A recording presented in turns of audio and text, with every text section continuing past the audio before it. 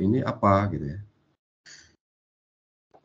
Jadi reverse supply chain ini adalah sebuah konsep ya, bisnis yang berkaitan dengan pengelolaan produk atau barang setelah barang tersebut mencapai siklus hidupnya sebagai produk konsumen. Jadi misalnya AC, umur ekonomi tahun. Nah, AC yang di tangan konsumen yang dianggap sudah tidak handal lagi, sudah tidak bisa dipakai lagi, itu dalam konsep reverse supply chain itu dianggap menjadi bahan bisa pabrikan itu mengambil lagi. Itu masih reverse. Contoh lain dari reverse supply chain ini, kalau saudara beli air mineral menggunakan galon. Nah, galonnya itu kan dianggap bukan bagian dari produk. Dia bagian dari produk tapi dianggap tidak habis ya, bagian tidak habis. Jadi kalau saya mau ambil air lagi, ya saya bawa galon itu lagi. Kalau rantai pasok tradisional fokusnya pada langkah-langkah untuk menghasilkan, ya, membuat, mendistribusi, memasarkan, sudah. Setelah itu ya selesai. Kalau reverse supply chain itu berbeda. Contoh lainnya misalkan aki mobil. Ada beberapa yang mau membeli aki bekas gitu. Jadi diberi diskon. Nah, itu cara salah satu yang disebut reverse supply chain. Ya meskipun tidak seluruh aki itu digunakan, tapi ada bagian tertentu yang akan mereka gunakan. Ada juga yang justru bagian tertentu bukan mereka gunakan untuk membuat aki baru, tapi mereka beli sebagai bentuk pencitraan ya terhadap kepedulian lingkungan. Nanti itu yang memang mereka ambil dan mereka jual itu ke pabrik yang lain. Tetapi konsep reverse supply chain murni itu bicaranya bisa reuse, remanufacturing, recycling, itu bicaranya seperti itu. Yang lebih rumit itu adalah remanufacturing. Ya, seperti misalnya ada kasus AC, itu dibalikin ke pabriknya, kemudian pabrik memanfaatkan yang ada itu untuk menjadi produk baru. Mempersepsikannya itu sebagai produk second, produk bekas gitu.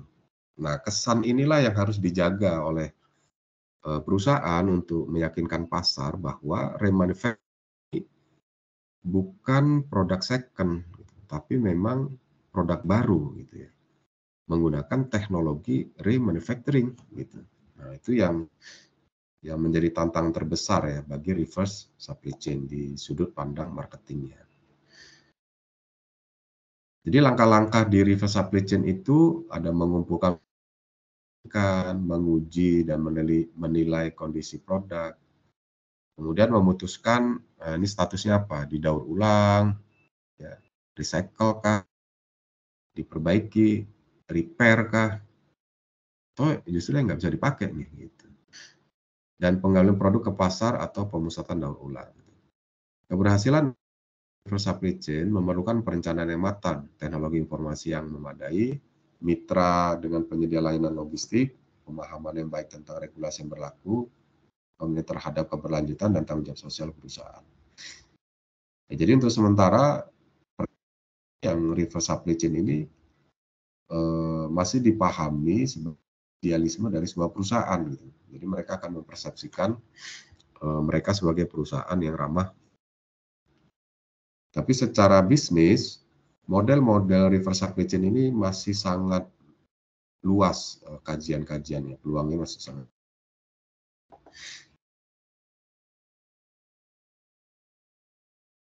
Reverse supply chain itu salah satu tindakannya adalah daur ulang. Kemudian ada perbaikan produk ya, remanufacturing. Ini yang sering kita kenal gitu ya. Kemudian pemulihan nilai ya, perusahaan dapat mencoba memulihkan nilai produk yang dikembalikan dengan cara mendaur ulang komponen atau bahan tertentu. Kepatuhan terhadap regulasi ya, karena memang misalkan ya pemerintah itu punya satu regulasi yang memaksa industri tertentu yang memanfaatkan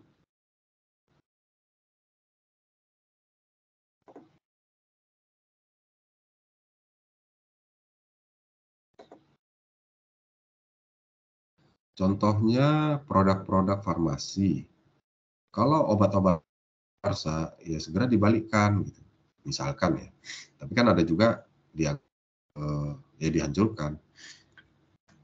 Kalau pola pembelian adalah konsinyasi ya dibalikin lah. Gitu. Kita hanya membayar produk yang memang sudah terjual. Gitu. Kalau produk yang tidak terjual kita balikin tuh ke manufaktur. Dan yang kita bayar adalah produk yang terjual. Misalnya kita beli 100, yang laku itu 70, ya 70 yang kita bayar. Yang 30 karena tidak laku-laku, umurnya sampai expire, ya kita balikin, kita nggak mau bayar. Gitu. Nah itu juga fenomena. Persoalan di sini contoh-contohnya berkaitan dengan revenue sharing, berkaitan dengan risk management, ya, yang dapat diterapkan untuk membahas atau menganalisis berbagai problematika di dalam reverse supply chain. Nah, ini ada beberapa pertanyaan terkait dengan reverse supply chain.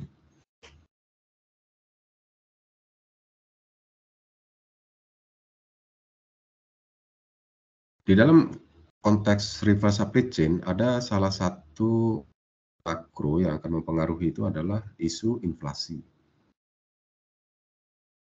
Apa yang saudara pahami terkait dengan inflasi ini? Yang nanti akan kita kaitkan dengan reverse supply chain.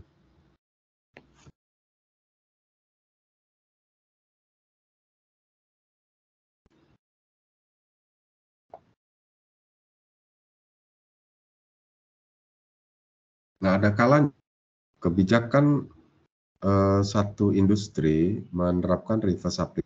Dia tahu bahan baku original dari waktu ke waktu karena inflasinya tinggi itu jadi lebih mahal. Misalnya barang bakunya itu impor. Nilai tukar rupiah terhadap mata uang asal tinggi. Inflasi tinggi pula lagi. Maka kita mencoba mengurangi biaya langsung bahan baku melalui strategi reverse, melalui strategi return. Gitu. Nah itu konteksnya itu.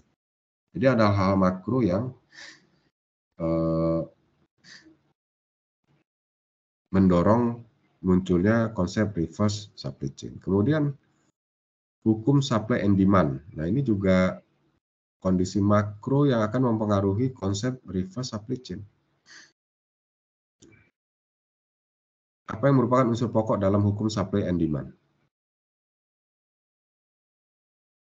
D.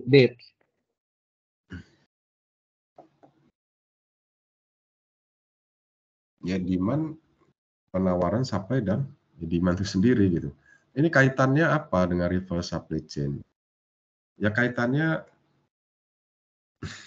sederhananya yang paling gampang menjelaskannya itu adalah kebutuhan kita terhadap bahan baku.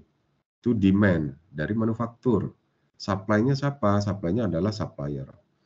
Ya karena faktor inflasi tadi, ya, faktor ekonomi makro, supply-nya itu ini sangat terbatas sehingga harganya itu mahal. Nah, kita kan harus mencari sumber alternatif.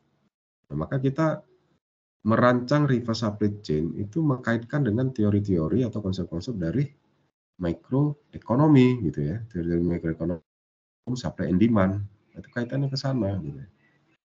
Jadi memang persoalan operasional reverse supply chain ya sama saja dengan manajemen rantai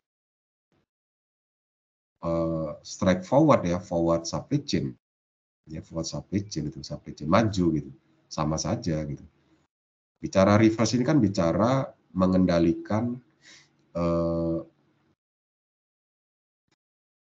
input atau sumber bahan baku. Maka kita harus membuka diri dengan modelnya nanti ya, modelingnya itu, cara kita modelkan reverse itu menggunakan konsep-konsep gitu ya. Karena reverse supply chain persoalan-persoalan makro gitu. Nah, diversifikasi investasi. Ya, ini apa yang dimaksud dengan diversifikasi investasi?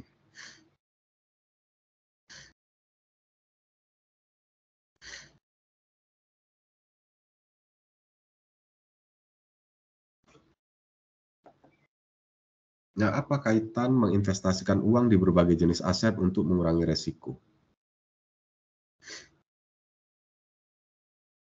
Konsep investasi ini berkaitan dengan reverse supply chain. Kalau saudara ingin membangun pabrik dengan teknologi yang berbeda, gitu. Jadi misalkan teknologi produksi untuk pabrik saat ini itu akan berakhir umur ekonomisnya itu 20 tahun lagi. Maka saudara di 20 tahun lagi itu wajib punya pabrik baru. Maka saudara mulai mempertimbangkan untuk tidak membangun pabrik baru dengan teknologi yang sama. Lalu diversifikasi. Itu salah satu upaya kita untuk bisa mengurangi resiko. Kita juga melihat fenomena kepentingan untuk bisa melakukan efisiensi dari sisi bahan baku. Menggunakan konsep return tadi. Maka kita harus menginvestasikan dengan berbagai jenis aset dalam pengertian teknologi, mesin, peralatan yang berbeda ya dengan kondisi existing. Ini ada hubungannya dengan circular economy ya, kalau reverse ini ya. Makro itu teori-teori yang membahasnya itu tentang teori ekonomi sirkular. Gitu. Maka pemicu modelingnya itu banyak persoalan-persoalan makro. Tentunya ekonomi persoalan ekonomi ya, tidak persoalan riset operasi. Kalau forward itu persoalan riset operasi gitu. Maka pertanyaan-pertanyaan yang akan diberikan itu pertanyaan-pertanyaan yang sifatnya maju pemahaman kita terhadap ekonomi sirkular yang nanti kita dalam operasi reverse supply chain. Nah, salah satu pengetahuan umum itu terkait dengan produk domestik bruto. Apa yang sudah paham ya?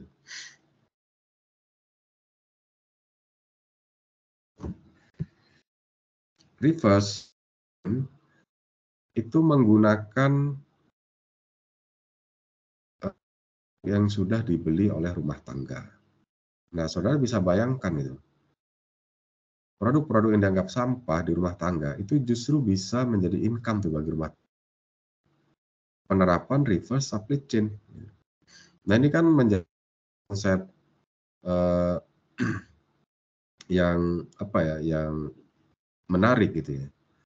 Nah, kemudian seluruh barang-barang yang sudah keluar dari pabrik dibeli oleh konsumen akhir, dalam hal ini misalkan rumah, jasa-jasa yang muncul itu seluruhnya menyerap pendapatan.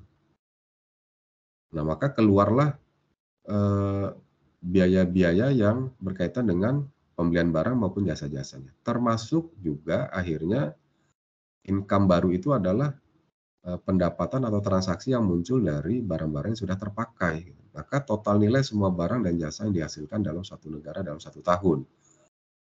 Termasuk di situ komponennya adalah barang return tadi. Gitu. Jadi bertambah komponennya. Maka reverse supply chain merupakan bagian dari teori ekonomi itu juga menjadi positif karena memicu sumber pendapat ya dalam perspektif sebuah negara. Apa peran informasi dalam mengelola reverse supply chain?